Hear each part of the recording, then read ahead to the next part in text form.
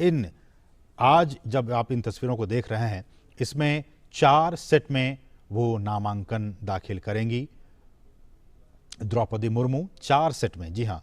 पहला सेट, उसमें प्रस्तावक खुद प्रधानमंत्री नरेंद्र मोदी होंगे और बीजेपी संसदीय बोर्ड के सदस्य होंगे। ये पहले सेट में। राजेश, अगर आप मेरी इस बात को कंप्लीट कर सकें कि 4 सेट में नामांकन दाखिल होने जा रहा है और कौन कौन से लोग किस किस सेट में होंगे?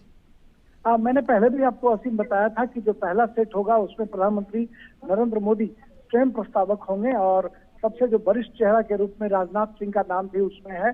और इसके अलावा संसदीय बोर्ड के जो सदस्य हैं वो सभी सदस्य उसके प्रस्तावक बनाए गए हैं। लिहाजा राजनाथ सिंह और प्रधानमंत्री नरेंद्र मोदी संसदीय बोर्ड के सदस्य भी हैं। दूसरे सेट में भारतीय जनता पार्टी के राष्ट्रीय अध्यक्ष जेपी नड्डा का नाम है, जबकि राज्यों के जो मुख्यमंत्री हैं, भारतीय जनता पार्टी शासित राज्यों के मुख्यमंत्री और उनके घटक दलों के मुख्यमंत्री को प्रस्तावक बनाया गया है। तीसरा सेट जो है उसमें हरियाणा और हिमाचल प्रदेश के विधायकों को जगह दी गई है। चौथे सेट में गुजरात के विधायक हैं। और इन तमाम चारों सेट की अगर बात करें तो इसमें कहीं न कहीं ट्राइबल क्षेत्र से आने वाले जो विधायक हैं, सांसद हैं, उनको खास तौर पर जो ट्राइबल विधायक और सांसद हैं उनको खास तौर पर इसमें शामिल कराया गया है, क्योंकि और राजेश मैं इन तस्वीरों में देख पा रहा हूं कि जो सेट वहां दिया गया है उनकी वो जांच कर रहे हैं, उनको वो देख रहे हैं, उनको समझ रहे हैं और उसके बाद मुझे लगता है कि नामांकन की प्रक्रिया शुरू हो गई है अब। राजेश। हाँ जी असीम, मैं सुन रहा हूँ आपको। हाँ, मैं ये कह रहा था कि इन तस्वीरों में हम दिखा रहे हैं अपने दर्शकों को कि जो तमाम सेट हैं, जो प्रस्तावक और अनुमोदक के जो तमाम 50 और 50 के सेट हैं, वो अब सुपुर्द कर दिया गया है और उसके बाद वो वहाँ पे हस्ताक्षर कर रहे हैं अधिकारी और उनको देखने के बाद जो फॉर्मल नामांकन है वो अब इसके बाद शुरू हो जाएगा। जी बिल्कुल, आपने सही कहा असीम कि जो नामांकन की जो प्रक्रिया है वो प्रक्रिया शुरू हो चुकी है और कक्ष में तमाम जो सभी जो वरिष्ठ जन हैं, प्रधानमंत्री नरेंद्र मोदी समेत तमाम जो केंद्रीय मंत्रियों और राज्यों के मुख्यमंत्रियों का हमने जिक्र किया। एक भारी हुजूम के साथ संसद भवन परिसर में लाइब्रेरी से प्रधानमंत्री नरेंद्र मोदी की मौजूदगी में इन तमाम लोगों को लेकर वो सेक्रेटरी जनरल के कमरे में दाखिल हुए और वहां पर चारों सेट को समर्पित किया जा रहा है। साथ ही नामांकन की जो प्रक्रिया है उसको पूरा करने की कोशिश की जा रही है और इस तरह देश को हम कह सकते हैं कि राष्ट्रपति चुनाव के लिए जो एनडीए सत्ताधारी पार्टी की जो उम्मीदवार हैं द्रौपदी मुर्मू वो नामांकन दाखिल कर रही हैं, जबकि जो विपक्ष के उम्मीदवार हैं यशवंत सिन्हा वो 27 जून को अपना उम्मीदवारी का पर्चा दाखिल करेंगे और इसी के साथ राष्ट्रपति पद के जो चुनाव की उल्टी गिनती है वो शुरू हो जाएगी और देश को एक नए राष्ट्रपति। अच्छा राजेश, चूंकि हम इन तस्वीरों को, आप बाहर खड़े हैं, मैं इन तस्वीरों को अच्छे से देख पा रहा हूं, मेरा सवाल थोड़ा इससे हटकर और इसी से संबंधित है कि इस बार का जो राष्ट्रपति चुनाव है, चूंकि आप लगातार इन चीजों को बारीकी से देखते और समझते आ रहे हैं, इस बार का राष्ट्रपति चुनाव अगर मैं कहूं किन मायनों में खास है, किन मायनों में ऐतिहासिक इसे कहा जाए? देखिए, खास और ऐतिहासिक इसलिए भी कहा जा सकता है कि प्रधानमंत्री नरेंद्र मोदी के नेतृत्व वाली जो सरकार है केंद्र में वो हमेशा से प्रयोगधर्मी रही है। एक प्रयोगधर्मी योजनाओं को लाना, प्रयोगधर्मी तरीके से नए लोगों को प्रमोट करना और समाज के हाशिए पर पड़े जो लोग हैं उनको सत्ता में भागीदार बनाना, उनको सत्ता में साझेदार बनाना, ये उनकी कहीं ना कहीं एक खासियत रही है। और ये पहला मौका होगा जब देश में कोई राष्ट्रपति अगर द्रौपदी मुर्मू को चुनाव जीतने में अगर कामयाबी हाथ लगती है तो देश को पहला आदिवासी राष्ट्रपति जो है वो मिलेगा और यह कहीं ना कहीं इसका श्रेय प्रधानमंत्री नरेंद्र मोदी को जाएगा, एनडीए सरकार को जाएगा, भारतीय जनता पार्टी की सरकार को जाएगा। और उन्होंने, हम कह सकते हैं कि एक ऐसा तुरुप का पत्ता भारतीय जनता पार्टी और एनडीए की सरकार ने खेला है जहां विपक्षी जो हैं वो चारों खाने चित नजर आ रहे हैं, क्योंकि ये उम्मीद की जा रही थी कि आप बिहार में ही देखते होंगे कि जेडीयू और बीजेपी के बीच कई मामलों में रस्साकसी का दौर चल रहा था। ये उम्मीद की जा रही थी कि नीतीश कुमार का स्टैंड कुछ अलग हो सकता है, लेकिन आपने देखा कि नीतीश कुमार ने ट्राइबल राष्ट्रपति के नाम पर बढ़ चढ़ कर हिस्सा लिया। वो आगे आए और उन्होंने कहा कि हम ट्राइबल राष्ट्रपति का समर्थन करते हैं। इसी तरह बीजू जनता दल के जो नेता हैं, ओडिशा के मुख्यमंत्री नवीन पटनायक, उन्होंने भी कहीं ना कहीं अपनी रजामंदी की मुहर लगाई। हालांकि चूंकि उड़ीसा से आती हैं तो ऐसे में उड़ीसा का समर्थन अगर द्रौपदी मुर्मू को प्राप्त होता है तो यह एक हम कह सकते हैं कि बहुत ही अपने राज्य के प्रति जो उनका समर्पण का भाव है उसमें सत्ता और विपक्ष दोनों साथ नजर आएंगे।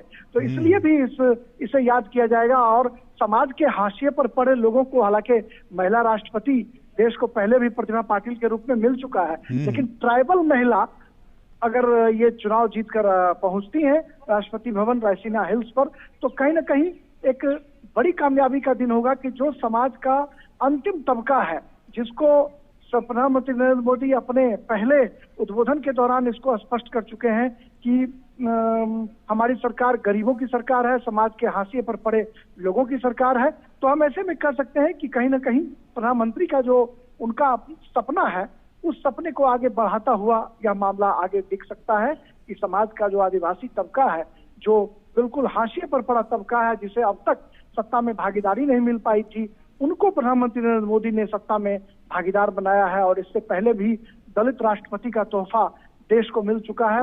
राष्ट्रपति जो वर्तमान में रामनाथ कोविंद हैं, वह भी इसी सरकार की उपज है।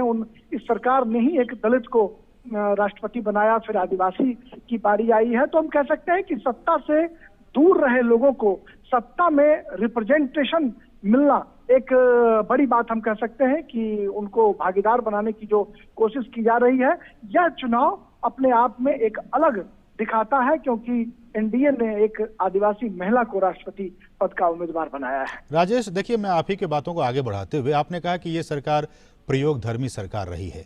हमने देखा एनडीए 1 की बात की जाए, जब एपीजे अब्दुल कलाम को राष्ट्रपति बनाया गया, पूरे देश में इसकी चर्चा हुई। राजेश, आप भी उस वक्त एक्टिवली इस चीज़ों को कवर कर रहे थे। बहुत ही चर्चा हुई कि देखिए, लीग से हटकर एनडीए ने, उस वक्त की सरकार ने एपीजे अब्दुल कलाम के नाम को आगे रखा। वो जीत कर आए, पीपल्स प्रेसिडेंट के तौर पर वो प्रसिद्ध हुए। अभी हमने देखा एक दलित राष्ट्रपति रामनाथ कोविंद के तौर पर, अब अगला नाम द्रौपदी मुर्मू के नाम पर है, एक आदिवासी समाज से आती हैं। ऐसे प्रयोग करते रहना और इस बात की चर्चा करना, मुझे लगता है कि पूरे देश में खुशी का माहौल है कि एनडीए बीजेपी ने एक ऐसे चेहरे को सामने लाया है, उस समाज की महिला को सामने लाकर लाया है, जिसको लेकर एक अलग तरह की भावनाएं लोगों के मन में हुआ करती थी। राजेश जी असीम, अपना सवाल फिर से दोहराएं। मैंने कहा कि जिस तरह से एनडीए 1 में एपीजे अब्दुल कलाम को एनडीए ने राष्ट्रपति बनाया, एनडीए 2 की बात कर ली जाए तो अभी हमने देखा कि एक दलित राष्ट्रपति रामनाथ कोविंद, अब आदिवासी समाज से द्रौपदी मुर्मू आती हैं। ये जो प्रयोग है, खासकर एनडीए की तरफ से लगातार ऐसे शख्स को, ऐसे चेहरे को सामने लाया जाता है जिसकी बहुत चर्चा होती है, और चर्चा भी प्रशंसा के तौर पर कि देखिए बहुत ही अच्छा, ये एक ऐतिहासिक कदम है एनडीए की तरफ से। देखिए, बिल्कुल आपने सही कहा। इससे पहले भी जब अटल बिहारी वाजपेयी के नेतृत्व में एनडीए की सरकार बनी थी, उस वक्त भी एपीजे अब्दुल कलाम को राष्ट्रपति पद का तोहफा दिया गया था। एक अल्पसंख्यक को राष्ट्रपति भारतीय जनता पार्टी और एनडीए की सरकार ने पहले ही बनाया था। उससे भी ज्यादा महत्वपूर्ण ये था कि उन्होंने क्वालिटी को, गुणवत्ता को प्रमुखता दी थी। एपीजे अब्दुल कलाम देश के महान वैज्ञानिक थे, और एक वैज्ञानिक होने के साथ साथ समाज के वो भी मार्जिनल सेक्शन से आने वाले लोग थे, उसको भारतीय जनता पार्टी ने कहीं ना कहीं रिप्रेजेंटेशन देने का काम किया। और उसके बाद रामनाथ कोविंद जो है वो दलित समुदाय से आते हैं, उनको राष्ट्रपति बनाया, और अब जो है एक आदिवासी महिला को राष्ट्रपति पद पर काबिज कराने की दिशा में एनडीए जो है वो मशक्कत कर रही है। हालांकि जिस तरीके से विपक्ष के तमाम घटक दल धीरे धीरे साथ आ रहे हैं, उससे राहें बहुत आसान होती हुई दिखाई पड़ रही हैं द्रौपदी मुर्मू के लिए। और जो सबसे महत्वपूर्ण बात आपने कहा कि जो भारतीय जनता पार्टी इस तरफ से लगातार समाज के अंतिम तबके को महत्व देने की कोशिश की जा रही है, या निश्चित तौर पर आपने देखा होगा कि प्रधानमंत्री नरेंद्र मोदी भी स्वयं ओबीसी समुदाय से आते हैं। और जब सबसे हालिया तौर पर अगर देखें तो केंद्रीय मंत्रिमंडल में जब जगह दी गई लोगों को, तो 27 ओबीसी सांसदों को केंद्रीय मंत्री बनाया गया। इसके अलावा जो आदिवासी समुदाय से आने वाले लोग थे उनको बनाया गया। 1 दर्जन के आसपास महिला मंत्रियों को जगह दी गई। तो हम कह सकते हैं कि प्रधानमंत्री नरेंद्र मोदी जब 2014 में पहली बार चुनकर सत्ता में आए थे, और उनका जब संसदीय दल की बैठक जो हुई थी केंद्रीय कक्ष में, सेंट्रल हॉल में, उस बैठक को मुझे कवर करने का अवसर मिला था। मैं उस क्षण का गवाह था जब प्रधानमंत्री नरेंद्र मोदी बहुत भावुक हो गए थे, और अपने पहले ही संबोधन में उन्होंने इस बात को जाहिर किया था कि मेरी सरकार गरीबों की सरकार होगी, समाज के हाशिए पर पड़े लोगों की सरकार होगी, और उनकी तमाम योजनाओं में इसका रिफ्लेक्शन कहीं ना कहीं देखने को मिलता रहा। और जो भी योजनाएं बनी, गरीब परक योजनाएं बनी, गरीबों को केंद्र में रखकर योजनाएं बनती रहीं। और शायद यही वजह है कि जब भी प्रधानमंत्री नरेंद्र मोदी समाज के अंतिम पायदान पर खड़े लोगों की बात करते हैं तो उसमें उनकी योजनाएं गरीबों के लिए बनती हैं, और जो यह संदेश होता है, यह संदेश दिखाने की कोशिश करता है कि वो वाकई गरीबों के प्रति प्रतिबद्ध हैं।